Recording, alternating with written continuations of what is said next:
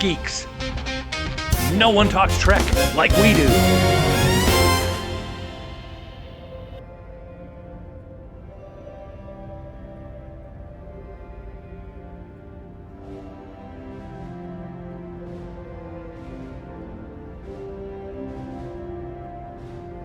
Hello and welcome back to We Are Starfleet. I'm your host, Mike Slamer.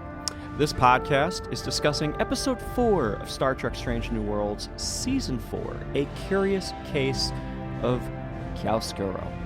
With me today is Commander Ian Buckley, who has taken a shuttle to my podcast studio location, hidden deep in enemy territory behind a busy bar, the perfect place to hide all clandestine operations. Ian, welcome back. Thanks for, I was going to say having me, but I'm a co-host. Maybe you're welcome. Thank you. Thanks for having me. Always good to talk to you. And Chiaroscuro, taking me back to high school art history. Yeah, it took me a minute to try and figure out, hey, wait a second, I'm familiar with this. Yeah. And I was just in Italy looking at a bunch of paintings last October, so I saw a whole bunch of this. Ooh, are you well steeped in the traditions? I mean, well steeped would be an exaggeration. Again, it was high school art history and then visited a museum last October. That's basically the two frames of reference that I have for these techniques. See, now, I've got a major frame of reference only because in French, it's clair obscur. And recently, this video game, Expedition 33, came out. And I spent probably a solid entire summer playing that game last year. So I am familiar with the light and dark motif in art. Yeah, and as a lover of film and of black and white photography, visually, I found a lot to appreciate about this week's episode. So I appreciated the nod, and we'll get into whether there are also some thematic and narrative connections to that concept as well. But just for those listening, chiaroscuro refers to an artistic technique or the artistic relationship between light and dark represented visually. And, in the Renaissance era, there's a lot of examples of this technique being used to add dimensionality and a kind of a almost like a three-dimensional effect to these two-dimensional images on the canvas, and also can refer to the concept of the contrast between light and dark. And so I think we'll have some contrasts to discuss this week. Yes. Good shout. And before we get into that discussion, folks, just want to give you a quick reminder here. Give us a follow at Starfleet Pod on Blue Sky and Instagram. Check out our website, www.wearestarfleetpod.com, for more about the show, your hosts, and links to many podcast episodes that we have here on our show. Ian, before we get started talking about this, it is a Una Chin-Riley themed episode. And as you know, our presenting sponsor, fansets.com, is the presenting sponsor of Trek Geeks and We Are Starfleet. They've got some cool pins on their website, fansets.com. They've got Star Trek Discovery version of number 1, Una Chin-Riley. And they've got the Lower Decks version of Una Chin-Riley with the animated style. Do they have a Strange New Worlds version of Una Chin-Riley? You know what? They do, actually. Okay, they good. do, actually. Thank God. Okay. It took me a while to scroll for it. I had to scroll for a little while, but yeah, she's there. Hey, it's just it's a problem of them having so many different fantastic pins to select from. The last time I looked, they had over 600 Star Trek themed pins, which is a lot. So if you go to fansets.com, you're going to have probably an afternoon ahead of you going through all of their material. Easily. And the tricky thing is here, they do have a lot of things that are kind of sold out, but if you add it to the wish list, it's my understanding that just encourages Fansets to make more of that stuff. So go ahead, and if it's sold out, add it to your wish list, let them know. The people demand more. More pins, more magnets. They're also doing patches now, which I think is pretty cool. A good patch for a backpack or a jacket. Can't go wrong. I would be remiss if I did not also state that at checkout, please use the special discount code TrekGeeks, all capital letters and no spaces, for 10% off your entire order. And Ian, how much money do you have to spend to get free shipping? If you spend $30 or more on fan sets, you get free shipping automatically anywhere in the U.S. Let's talk about this episode. The plot. I can't hate on a opening log entry for this kind of stuff. A probe has experienced a power failure and has drifted into Klingon space. Newly promoted Una, along with Dr. Babs and Lieutenant Uhura. Is it Lieutenant Uhura or is it still Ensign Uhura? I believe Ensign. I think she's still an ensign at this point. Indeed. Either way, they are successful in repairing the probe. However, Klingons in the vicinity, because we are past the demarcation line here, and they have to avoid detection by the Klingons by setting down on the planet Matar 12, remain out of sight. Ian, interesting episode here. Give me your overall thoughts. So I found elements of it to enjoy for sure. I think your mileage may vary based on how much you enjoy the kind of visual and narrative tropes being employed here. This was, not just a kind of adventure of the week like we got in our premiere episode. This is, again, an episode that is very much playing in genre waters. In this case, we have an episode that is deeply 30s, 40s noir inflected, high contrast, black and white. The highlights on the characters and the environment like really pop with this like vibrant, diffuse glow. It's a very striking episode visually. I wish the narrative had been as striking. I found it a little bit rote and cliche, and there were a couple of logic bumps that occurred along the way that got in the way of my fully embracing and enjoying the rest of what was going on this week. I think there were a couple of good moments with characters that we'll get into, but I think overall the narrative of the episode didn't really compel me in the way that the visual notes did, if that makes sense. Fair. Would you recommend this as a sort of bottle episode for people who might want to check out an episode of Star Trek but may not necessarily be fully involved in it? If you're just randomly dropping into Star Trek Strange New Worlds or Star Trek overall, I would not start here. I think if you are a fan of the kind of gimmick episodes and if you're a fan of this specific genre, this might be a fun episode to visit, but I can't really see this being one that I watch over and over again, other than, maybe just to revisit certain scenes or just to kind of look at in the background. Yeah. But again, I can't stress enough. I loved looking at and watching this episode. I just felt like the rest of it never quite lived up to the promise for me. I'm going to unfortunately have some similar feelings next week when we talk about that episode with Ashley and Jeff, but I'd give this one a reluctant thumbs down. Oh wow, okay. But Reluctant thumbs like down. I I hear you. Again, like mid. Like I'd say that if you're into the genre, like the genre trappings, the visual trappings, personally would draw me to into it. But if I didn't know that about a person I was recommending the show to, this would not be an episode that I would recommend offhand. No. Sure. Yeah, they really went and tried to capture that 1930s Art Deco sort of, Captain what is it? Captain Sky, the Sky Planet, the Sky. Oh my God. What are you trying to say?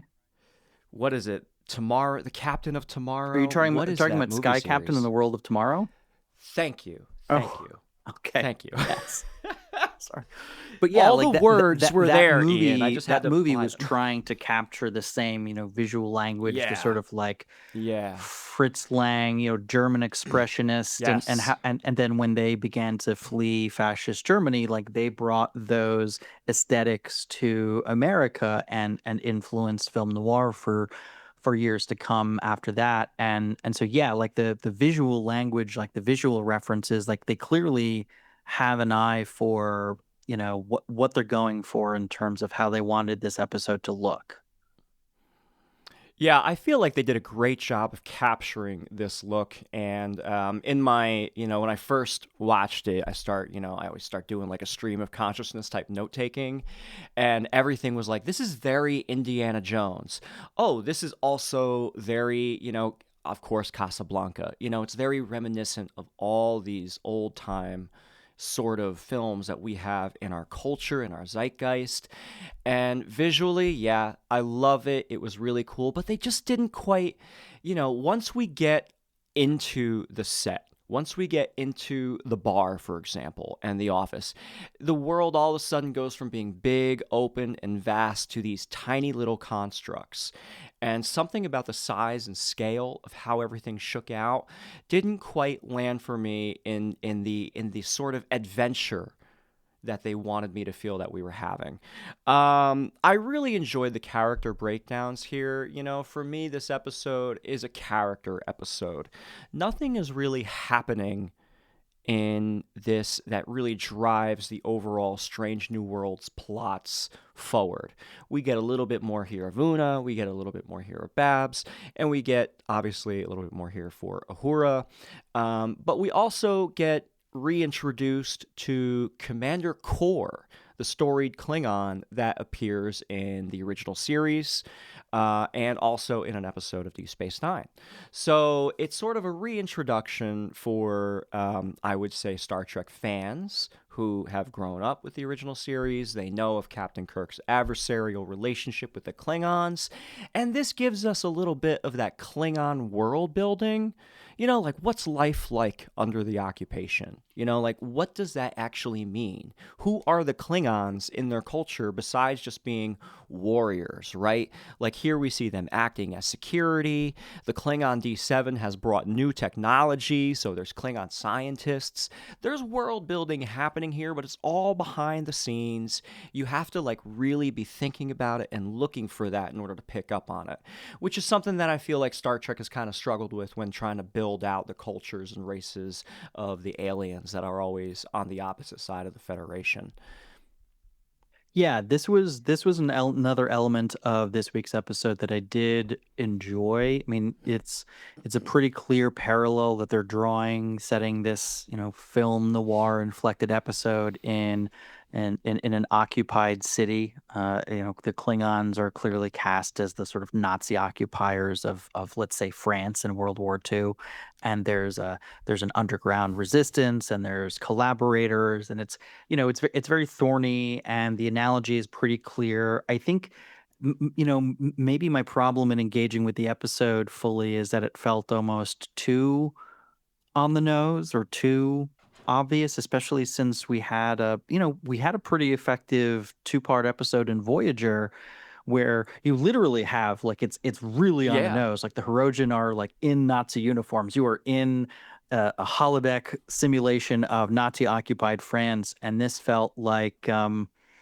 I don't know. It felt like it wasn't really interested in iterating on that idea further. It just wanted to cast these characters in these roles. And, we have this alien civilization that looks identical to humans, which is a trope that we encounter in the original Sure. series, but it's not really one that I don't know. It's not really one that I expect Strange New Worlds to still engage in. It feels a little bit like, okay, we know that they were limited by the budgets in the 60s. Like you're not limited in that same way, but of course they have to look identical to humans because the conceit for Una is that she gets wrapped up into this plot by virtue of looking identical to a woman, Yeah. on this planet, and Anyway, I'm babbling here. I liked the overall setting. I wish that they had explored it a little bit further. It was fun to see Kor reappear. I thought he was effective. I really liked the look of the Klingons here. It felt very much back to the, like, this is how we expect Klingons to look, and I thought they looked very effective in black and white. High contrast photography looked Yeah. really good with their ridges and their makeup. I really thought it brought out the best in the Klingon appearances that we've seen in New Trek. Yeah, hard agree, hard agree. The depiction of the Klingons in this, I think, was really well done. They're brutal, they're fascistic. Yes, of course, all this is very true. Interestingly enough, with the occupation, one of the characters actually has a line like, "This is a Klingon planet. Where are all the Klingons?" Well, they're using the proxies. They're using this Una's doppelganger is supposedly like in charge of the. Is she like a governor? Is she like a syndicate boss? Who is this character that Una is stepping into the shoes of? Yeah, it was a That's little the big muddy. question. I wish that had been more clear. It felt like that was one of the details they weren't really interested in drawing in, and I really would have preferred that they take the time to sketch in a little bit more of these details for us, because I was left wondering that too, and we don't really get any clarity by the end of like, who she was, why she was even in this position of power. Like, what is this hierarchy that she's apparently on top of? It was apparently enough for the writers to suggest that well, not suggest, but to present her as someone who lived this double life and who happened to look completely identical to Una, and allowing Una to step into that role. But we aren't really given anything else to grab a hold of for this character, so it felt a little underdeveloped for me. Yeah, yeah. It's when Una is first spotted by one of the henchmen, it's boss. She's referred to as boss, which Right. suggests to me She's a it's like crime some lord. gangster, yeah, like a crime lord Right. type individual. So my brain immediately goes right to a piece of the action, and it's like, Sure. okay, we are just iterating on this once again. Yeah, I mean, look, I didn't have a fundamental issue with that, but not understanding, not getting a sense of the hierarchy of, is there a planetary government that's being subjected to Klingon rule? But it seems like Klingons are just kind of, hey, they're going to city to city to city, and they're just doing whatever they want. Also, is the entire planet just this one city? The size Right. and scale of Trek sometimes gets confusing. Yeah, it does. I mean, that's something that the older 90s series had as an Yeah. issue as well. I mean, you're only ever beaming down to one city, and that's just standing in for the planet as a whole. That's just sort of a Trek trope you kind of have to accept, unless it's inherent to the plot that there's like two warring factions on the planet, and then all of a sudden it's a big planet with a lot going on in different places. But yeah, it's apparently this one city. There doesn't seem to be the equivalent of a Vichy French government in place, even though that's clearly, kind of the analogy they're trying to draw here. So yeah, they wanted to play with these tropes and to use these ideas that have appeared in media elsewhere as common touch points for the audience to respond to, but Right. they don't actually fill in any of the details of the world to make this world feel like it's a lived in, authentic version of the kind of story they're trying to tell. It feels like they just stopped at, here's a trope you probably recognize, and I think I've seen too much. The veil has been lifted for me. I can't, it's not Yeah. enough for me. I need it to go deeper. I need you to be using these tropes to explore something in a new way. And instead it just feels like it feels like they're satisfied with giving us a kind of remix of ideas that Yeah. have come before and giving it this glossy 2026 presentation and saying, isn't this cool? Isn't this neat? And, I'm responding to half of it. Like, I'll acknowledge that there are visual flares that I appreciate, but I need more. Yeah, that's fair. That's fair. Um, I thought that Una's discovery of her doppelganger, Nivette, was a pretty good moment for Una, the character herself. You know, the realization when they find the office, they find the hidden room, and they go through this scene where Una is kind of realizing, like, when she was on Illyria back when and Starfleet came, she was on the other side. She was the resistance, if you will, in this shape and form. So for Una, the reality that she comes to is, I want to help these people, the Matarans, but she's Starfleet. She can't act in that way. But now she finds herself as the leader of the resistance, too, can play this game. And I think that feeling of deep empathy that Una kind of brings, this is her first command mission. She's going out on a limb and she's just going for it. And I thought this was a really effective movement for herself, the character. How it plays out, though, Ian, I think is pretty interesting. We don't get a ton of exposition. A lot of that exposition only happens because Uhura gets caught at the checkpoint. And I think the checkpoint scene is a really good indicator for audiences to lock onto, to realize that that checkpoint is where everything in this show, in this episode, happens. If it's not for that checkpoint and Uhura getting caught, then we're never going to find out what the Klingons are up to, right? And Una will never get the chance to throw it back into Korra's face that she knows more than they let on, and they never find the linchpin, if you will, the detonator that sets everything off. Yeah, no, of course that's a pivotal scene, but going back to Una's scene in the office with Mbenga as they're exploring and they're learning, and it's clear that she's empathizing with these people. Like, I would have loved for them to put, to draw an even firmer connection between her past and the occupation. Like, maybe the comparison between the Federation and the Klingons is an extreme one, but for Yeah, for her, sure, for she sure. was a child when this was all happening. It was frightening for her, and it was an experience of oppression that she had. And I would have loved for them to draw that out a little bit more, because those glimpses that we get of how much she cares and why are compelling. I wanted a little bit more, and I was it's a minor thing, but it's the kind of thing that only bothered me, I think, because I was having trouble getting into the episode overall. But the moment in the office where they discover the body of the woman she's the doppelganger of, she has this moment which feels like, yes, we're playing with these tropes of, 30s and 40s, and she's a woman and Mbenga's a man and a doctor, and but like she finds this obviously dead body and she turns to him and is like, is she? Like, and he says, and like, he hasn't scanned anything. He knows just as much as you do in the situation. He's farther away from the obvious corpse.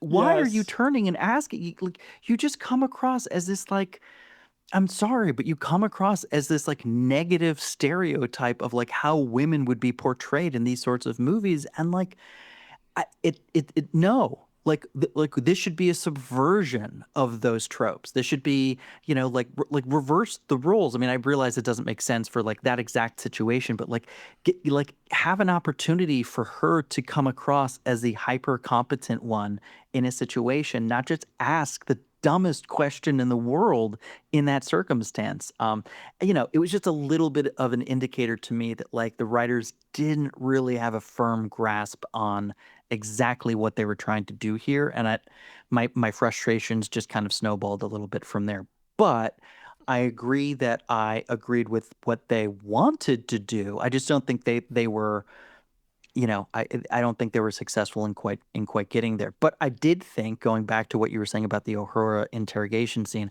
I did like this scene. I thought this was a pretty effective use of, yes, it's again exploring these sort of like interrogation tropes, but I don't know, there was just something dramatic and also cheesy that, like, for some reason tonally this scene worked for me in a way that some of the others didn't. Pivoting now, let's talk a little bit more about Uhura especially Yeah. because of that scene in the Yeah, let's get into it. interrogation room, which I thought was also an excellent scene. I thought it was great for Uhura as a character. Yeah. In my opinion, this episode doesn't do a ton to move things forward in the overall plot structure, but what it does give us is more character development. And I think Uhura is one that really gets some of that in this episode. Even though she doesn't get a ton of screen time, what she does get is pivotal to the plot, of course, but also to herself. It's her first time in deep undercover. This was not supposed to happen. You know, they get down to this planet. It's 1930s. You know, she's wearing this crazy cool Mataran dress, you know, and we have Dr. Mbenga there who has been doing this for years. He is a Klingon War veteran of the highest degree. He is still struggling with PTSD from all of his, you know, wartime happenings, which we'll talk a little bit more about, I think. But she gets coached up in this. And I think the scene in the bar is a really good one with Dr. Mbenga and Uhura, where he's kind of like coaching her, you know, here, your undercover name. It has to have an element of truth to it because it has to be easy to remember. And also in interrogations, you have to be able to tell the truth sometimes. Yeah, I really liked the the use of core in this episode. Like, yeah, it's a fun nod for the fans who appreciate anytime core pops up in Star Trek. But yeah, I thought it was he's an effective iteration of core. You get him back in this era of, when you see him in Deep Space Nine, he's old, he's mellowed out a bit. Yeah. He's a laughing, merry, drunken warrior type. But this is much closer to the core that we meet in TOS, and he's much more of a cunning, no nonsense Klingon officer who's there to do a job and do it effectively. He's And ambitious. He's ambitious. he's ambitious. Yeah, this is a step, probably in his mind, like this is a step in the line of a glorious, illustrious career, and he plans to have nothing go wrong. And he's been working with, or he thinks he's been working with, a loyal collaborator who has actually been leading the resistance as well. And so yeah, I thought that his scene with Uhura here was effective. I also liked how, at the end of it, she doesn't give him anything and he just kind of lets her go. And it's just like, after torturing her, all this stuff, he's just like, okay, like, don't let us catch you without your ID again. And like, that's it. It was just pull a random civilian off the street and torture them for a while and then catch and release. And it just illustrates the kind of brutality of this occupation. Definitely.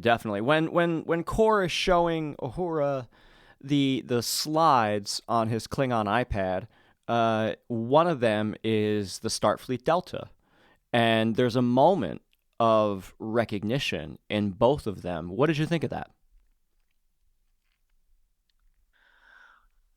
I mean, I didn't really know what to make of the moment, other than it served to build tension, because of course you're like, oh, is his mind scanner going to start going ding ding ding when she sees this delta? And so I think those moments I interpreted as Core is trying to get a read on what her reaction is, and she successfully somehow evades, or maybe he's willing to accept that she has perhaps seen the Delta, but doesn't then go to the leap of, aha, she is Starfleet. Yeah. So yeah, I just took it as a moment of like, oh, is he gonna catch her out? Is she gonna be, is this? And then it passes, and it's like a relief of that tension. But that was my interpretation of the moment. Yeah.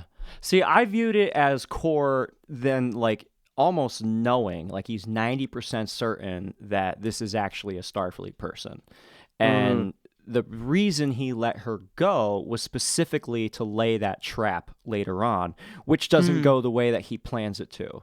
And that's one thing for me personally in watching this episode. It was hard to see, like, is that writer intent, or is that me putting my own thought process onto the episode and taking away from it? And then finally, like the fact that it wasn't clear enough that Una basically outsmarted them all, right? It wasn't clear enough because it seemed to be, is it a little happenstance? Is it a little happy accident?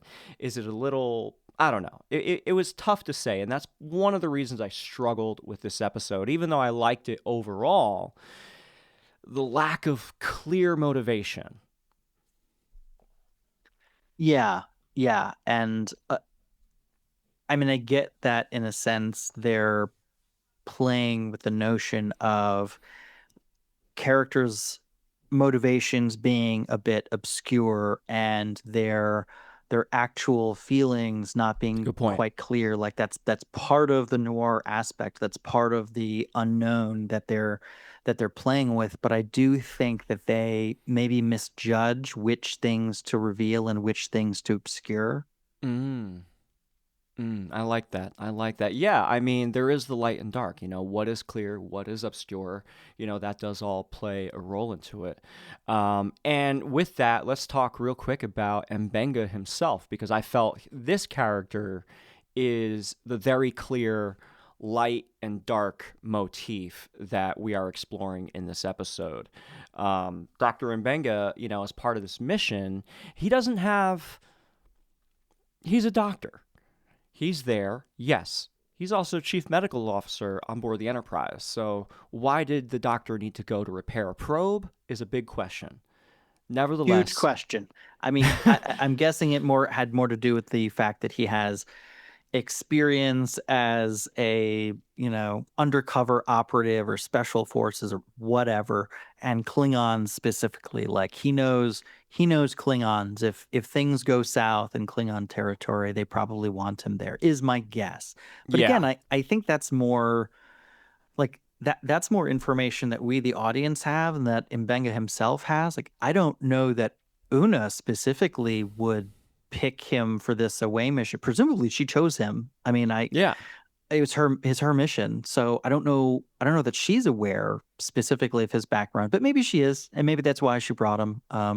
Maybe she's anticipating an injury. I don't know. Again, they were just supposed to retrieve a probe. They weren't supposed to land on the planet in the first place. So with the mission profile, you raise a good point. It seems more like he was there because the plot demanded it later. And again, I think that's just a sign of maybe they weren't as thoughtful with this episode as they could have been. Fair enough. Then again, it would not be the first time in Star Trek that characters who had no business being on an away mission were sent on an away mission. So maybe we're being nitpickers. Absolutely. Commander's prerogative. She just wanted to hang out with her friend. Yeah, why not? Could be. But what I do like is that, for Dr. Mbenga, we get to unpack a little bit of that. He provides that sort of third party, conscientious voice for Una.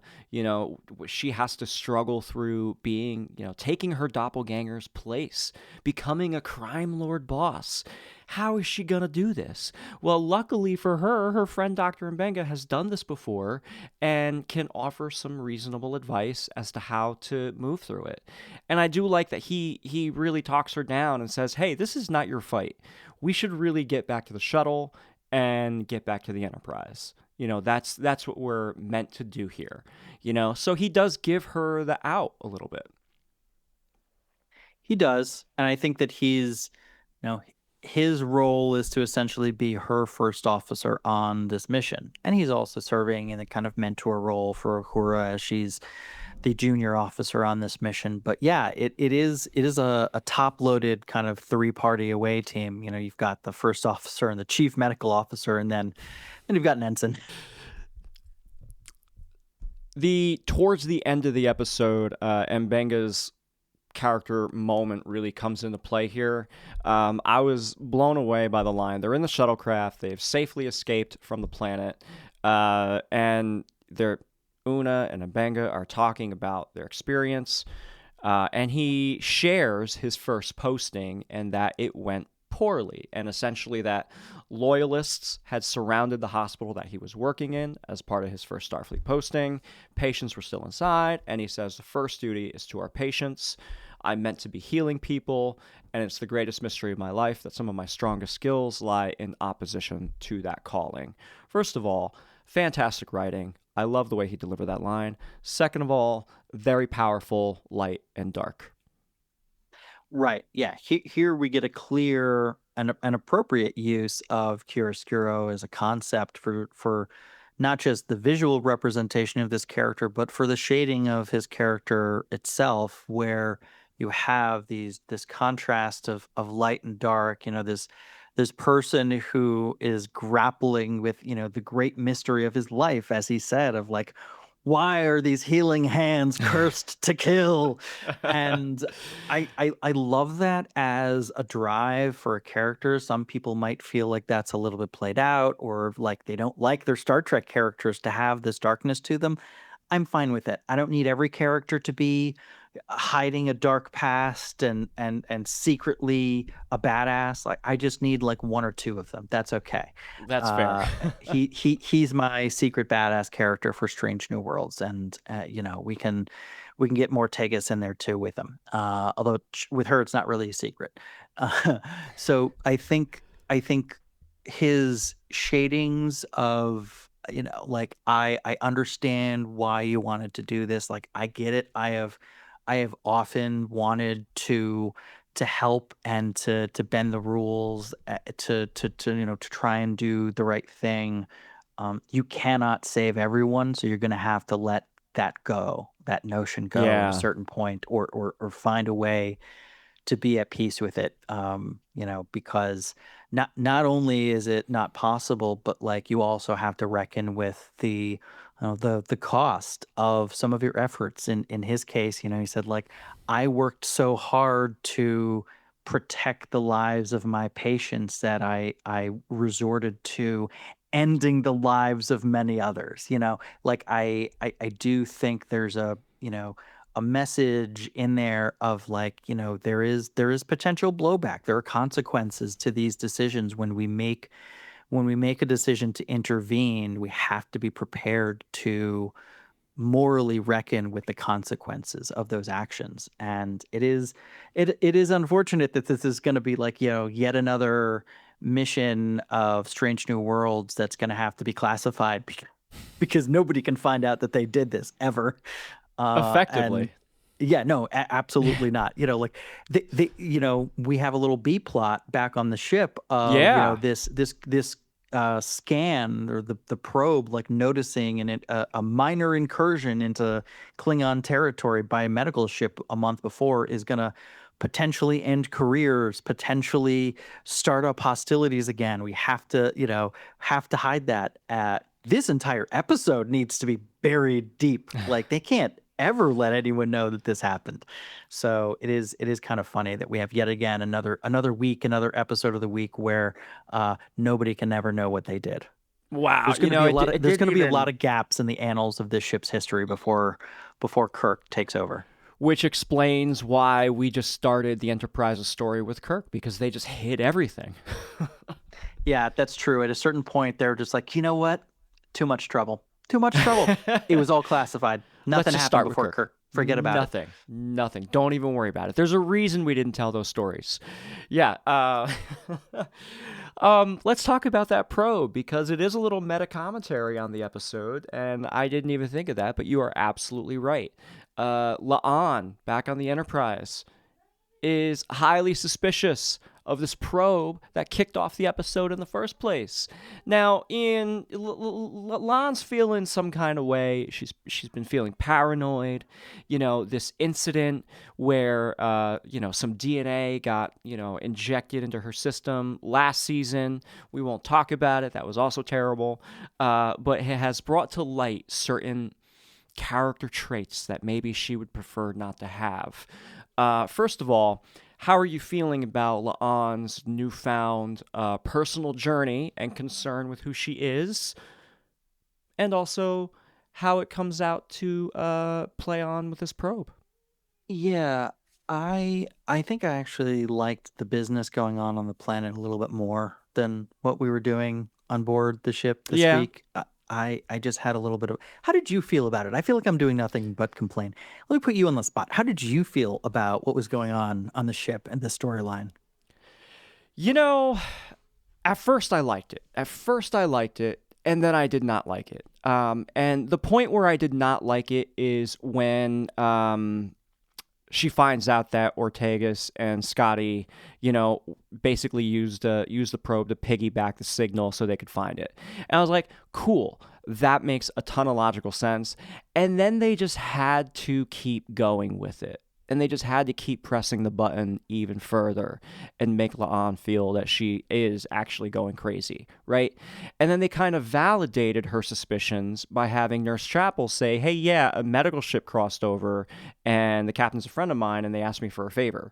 So it's like, do we validate her or do we not? This or that, yes or no sort of construct just annoyed me because I don't think La'an should be treated that way, number one, as chief security officer. And number two, this whole play with her paranoia and the DNA, it's such a thread for a plot point. It's such a thread that I feel like it's going to unravel. It felt like really thin gruel. I didn't have anything to really eat here this week. I felt like they didn't really know what they wanted to do with this. I mean, even the whole thing with Chapel, once they have that confrontation, I mean, if you take it on a scene by scene basis, this story it's kind of all over the place. I mean, she goes to Spock, who for some reason tells her that, like, no, the thing that she thinks might be true, there's no logical science officer Spock looks at whatever data she's looking at and goes, nope, no evidence of that here. And the very next thing she does is Chapel, after like very little prompting, is like, yeah, no, it was me. It's actually, you're totally right. Yeah.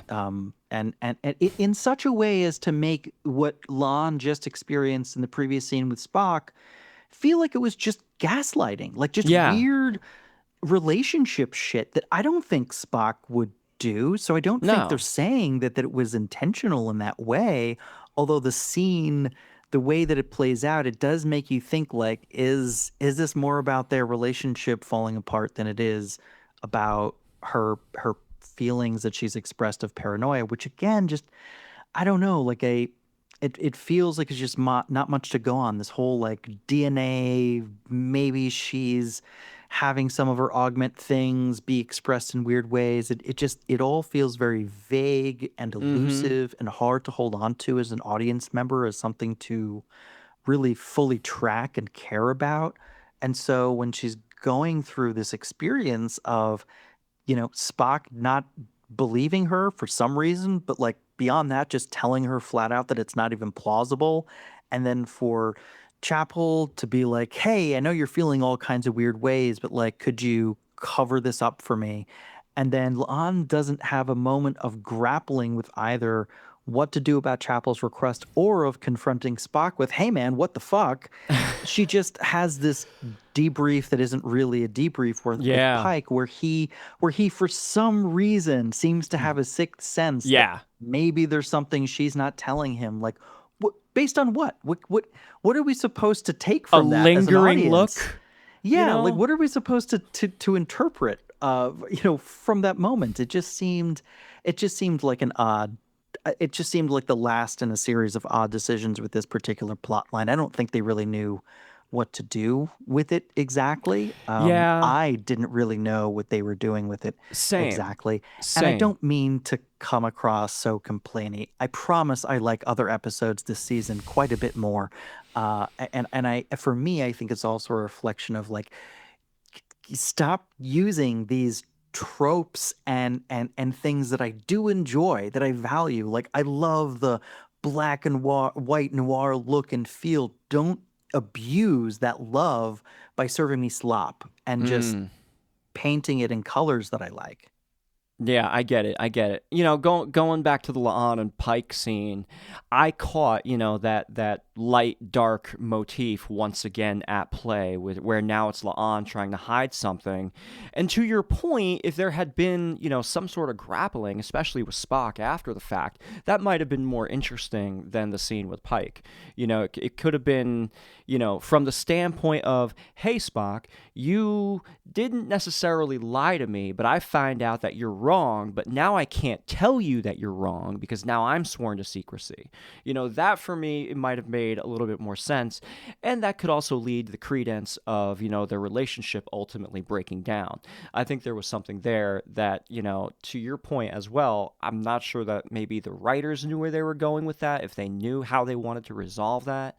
And again, this is all stemming from like a show that was written like what 2.5 years ago in At conjunction this point, yeah. with season 3, and now we're just seeing it. So it's hard for writers to pivot on their characters when there's so much time that goes, and in the new streaming era, they don't get that real time feedback from audiences anymore. But yeah, overall, everything on the Enterprise, like as soon as we met with Scotty and Ortegas and they confirmed and like, oh hey, we're buddy buddy now. Everything after that, I was just like, come on, like why are we doing La'an like this? I like La'an as a character. I I don't know that I'm like mad about it, but I didn't want to like La'an when the show first started for a few different reasons, but she grew on me, and now it's like you're treating her poorly as a character. If you don't know what to do with her, then why are we giving her all this screen time? That's kind of where I feel about this character at this moment, season 4, episode 4. Okay. Any other character beats that you wanted to hit on, moments that you wanted to address between any of our cast? And I don't think so. No. How about you? You have anything else with these characters? no, I mean, I like that we're getting, continued sort of development of the Ortega-Scotty friendship. I think it'll be fun to continue to see the two of them pairing off together, getting into shenanigans. So happy to see some of these little notes of character development, and for them to actually be real notes of character, unlike we get next week. Spoiler alert for my opinions on next week's episode. But yeah, I do like some of these little beats that we get between the characters this week. Yeah, it works out well. Again, for me personally, this episode, I liked it, but it fell through the cracks on quite a few things. But it works as a character vehicle. And I think overall in the context, like if I'm doing a rewatch, and it's just in the chronological order, perfect. But I'm probably not going to come back to this. Yeah. I'm not going to rush back to it. It's fine. Yeah. I think it's fine. I think it represents, like, unfortunately, some of these gimmick episodes, it just represents a bit of a missed opportunity. Do you think that the writers are purposefully like picking genres out of a hat, and they're saying, all right, how do we make a No, Star Trek episode out of truly this? don't think it's no, I don't think it's random. I don't want to sell these professional writers short. I do think that some of these choices emerge from a genuine love of the things they are referencing. I don't think they are always exercising the best judgment about how best to utilize those tropes and those motifs that they clearly were influenced by themselves and wanted to incorporate and celebrate. Like, I get that. If I was a writer and I was given this broad canvas of Strange New Worlds where they were like, hey, guess what? 4 or 5 episodes every 10 episode season, we're gonna let you guys go fucking bug nuts, do whatever you want, have fun. It's a sandbox.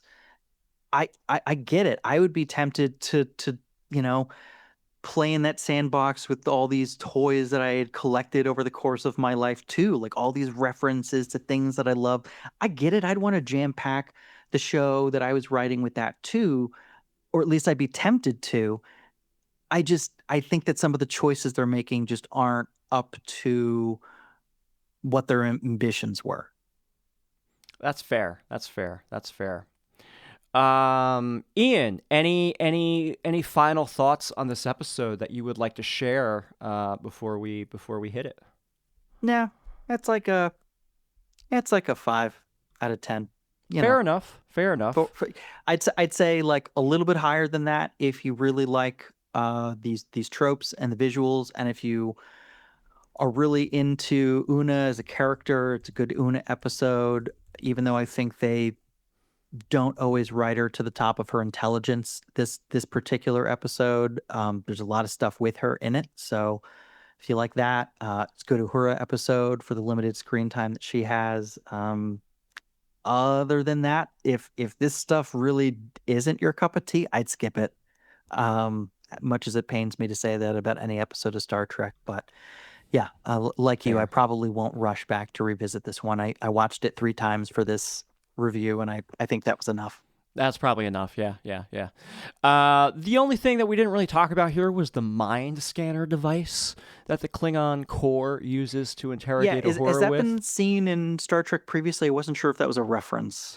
It's definitely... So Core makes a big threat to Kirk and Spock in Errand of Mercy about using it. It's like, we'll use my mind scanner and I'll find the truth. And it's like this whole thing. And just like in this episode, the camera menacingly stares at this construct of pylons all squished together, and we're supposed to be intimidated by it. And I think this is the first time that we see it like really being utilized, and I'm not impressed. Mr. Core. It's not that scary. And apparently it doesn't work that well because she was able to beat it. Exactly. And I think there's a big joke of it made later on. She was released to lure Una into a trap, which perhaps happened. We don't know. Perhaps. It is brought up that like Klingons basically never refer to it again after the Errand of Mercy episode. So I have to suspect it's just not an efficient tool. Fun found lore. It much more effective and enjoyable to just literally extract the brain. Yes. Ian, thank you for joining me here on We Are Starfleet once again as a co-captain, co-host. You know, we've been watching Trek. We've been talking about Trek. We've been writing about Trek. It's all happening on our social media feeds at Starfleet Pod, on Blue Sky, Instagram, and Threads. Check out our website, starfleetpod.com, where you can learn more about us. Big thank you to you, the listener. Hopefully you've been enjoying our coverage so far of Star Trek Strange New Worlds. Please give us a 5-star review. And if you haven't been enjoying it, you can also still give us a 5-star review. We're just regular people. We don't get paid for any of this stuff, and your help helps us continue. We're now part of the Trek Geeks network of podcasts, featuring shows like Crusher Convo, the Brian Donahue podcast, and Sci-Fi Sisters and more. Check us out at trekgeeks.com, TREKGEEKS.com. In the meantime, folks, we are going to leave this black and white situation and get some more color. It is a beautiful Sunday. The sun is shining. Ian, thank you so much. Folks, we'll see you again next time.